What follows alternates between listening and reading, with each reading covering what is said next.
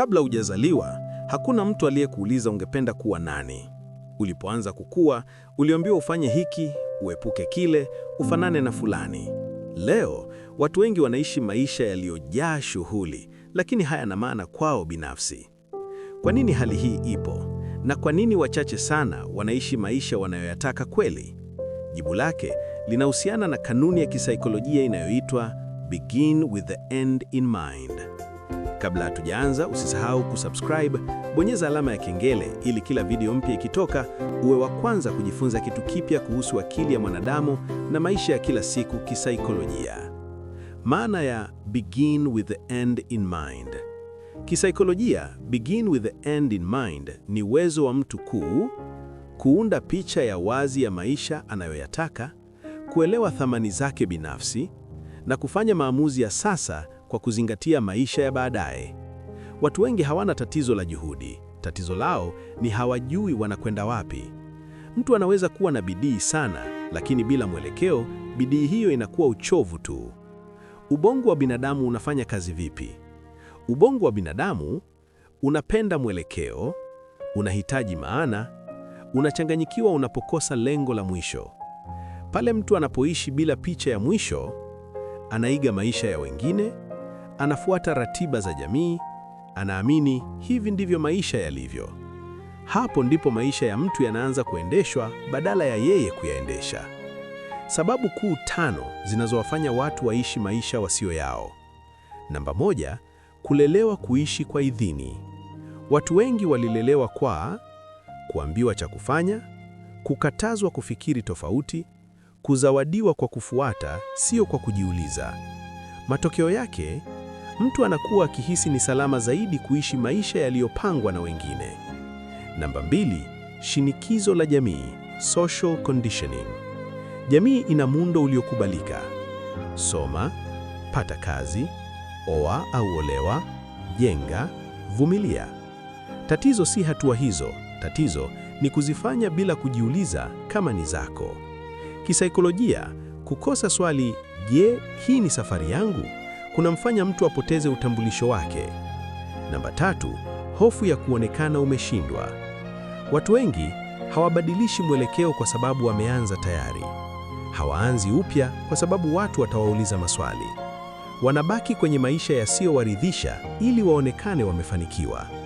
Lakini ukweli wa kisaikolojia ni huu: kuendelea na maisha yasiyokuridhisha si uthabiti, ni hofu iliyojificha.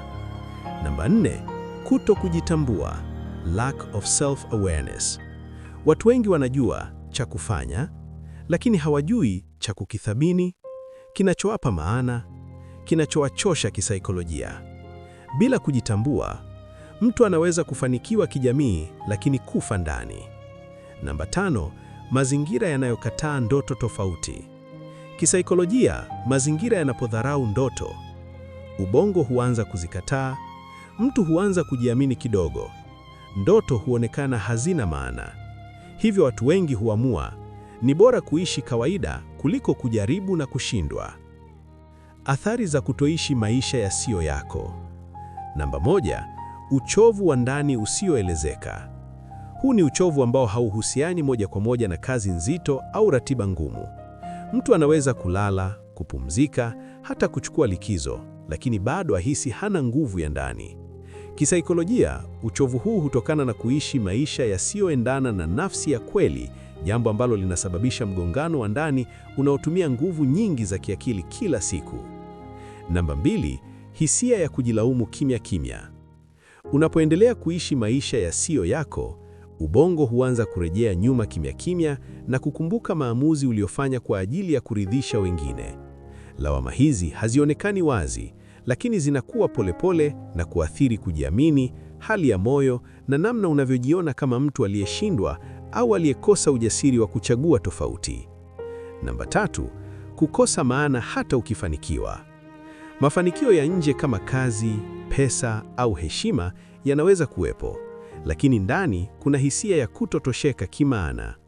Kisaikolojia, hii hutokea pale mtu anapofanikiwa kwenye maisha yasiyokuwa malengo yake binafsi. Ndani yake huanza kujiuliza, kama nimefanikiwa, kwa nini sijisikii furaha? Namba 4, Wivu wa ndani kwa wanaoishi uhalisia. Mtu anapoona wengine wanaoishi kwa uhuru, ujasiri au kufuata ndoto zao, anaweza kujikuta na wahukumu au kuwahusudu. Ukweli wa kisaikolojia ni kwamba wivu huu unatokana na sehemu ya ndani inayotamani maisha ambayo haijawahi kupewa nafasi ya kuishi. Namba 5, kujipoteza taratibu. Kadiri muda unavyopita, mtu huanza kujitambulisha kupitia majukumu yake tu: kazi, familia au nafasi ya kijamii. Anapoulizwa anachokipenda, anachotaka au ndoto zake binafsi, hushindwa kujibu kwa uhakika. Hii ni ishara ya kupotea kwa utambulisho wa ndani. Namba 6, majuto makubwa baadaye. Athari hii hujitokeza baadaye zaidi, mtu anapopata muda wa kutafakari maisha yake. Huona wazi kwamba aliishi maisha yaliyoundwa na matarajio ya wengine. Majuto hayo huwa mazito kwa sababu huja wakati muda umeenda na mtu hutambua kwamba alikuwa na nafasi ya kuchagua tofauti. Athari za kutoishi maisha yasiyo yako. Huanza kimya kimya, huendelea polepole na huja kugunduliwa wakati tayari zimekita mizizi. Ndiyo maana begin with the end in mind si falsafa tu, ni njia ya kujilinda kisaikolojia dhidi ya maisha yasiyo na maana.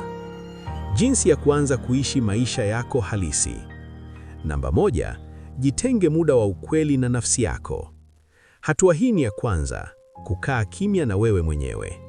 Kisaikolojia, mtu hawezi kujitambua akiwa anaishi maisha ya kelele, presha na mawazo ya watu wengine. Unapojitenga, unaanza kusikia sauti ya ndani. Unagundua hisia uliokuwa unazikimbia, unaelewa tofauti kati ya unachokitaka na ulichozoea. Jiulize kwa uaminifu mkubwa: kama leo nisingehofu maoni ya watu, ningechagua maisha gani? Hili ni swali linalovunja minyororo ya kuishi kwa matarajio ya wengine. Namba 2, chora picha ya mwisho yako kwa ufafanuzi. Usianze kukuuliza nitafanya nini kesho. Anza kukuuliza nitakuwa nani baadaye. Picha ya mwisho inapaswa kujibu: maisha yako ya kila siku yakoje? Unafanya nini kinachokupa maana? Unajisikiaje ndani yako?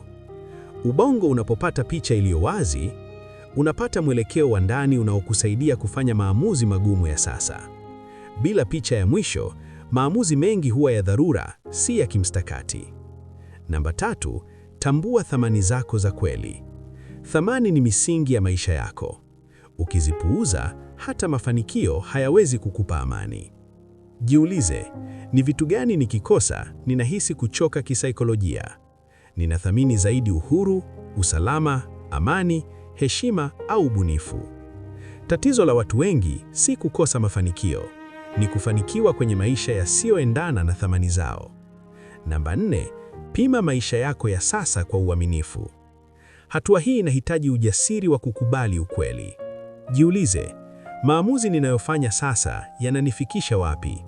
Kama nitaendelea hivi kwa miaka 10, nitajivunia au nitajilaumu? Kisaikolojia, kukiri kwamba uko kwenye mwelekeo usio sahihi si kushindwa, ni mwanzo wa kupona. Namba 5, anza kubadilisha maisha kwa hatua ndogo zenye maana. Hakuna ulazima wa kubadilisha kila kitu mara moja. Kinachohitajika ni mwelekeo sahihi, si kasi. Anza na jinsi unavyotumia muda wako, vipaumbele vyako, watu unaowapa nafasi kubwa kwenye maisha yako. Hatua ndogo zikifanywa kwa uelewa, huunda mabadiliko makubwa ya kudumu. Namba 6, kubali kukoselewa na kutokueleweka. Ukianza kuishi maisha yako halisi, watu watakuuliza maswali. Wengine watakupinga, wengine watakuelewa baadaye. Lakini kisaikolojia, kuishi maisha yanayokubalika na kila mtu ni sawa na kuacha maisha yako mikononi mwao. Ni heri kukoselewa kwa kuishi ukweli wako kuliko kusifiwa kwa kuishi maisha yasiyo yako. Kuishi maisha yako halisi si tukio la ghafla, ni mfululizo wa maamuzi unayoyachagua kila siku kwa uelewa. Begin with the end in mind ni kuchagua mwelekeo kabla ya kuanza safari.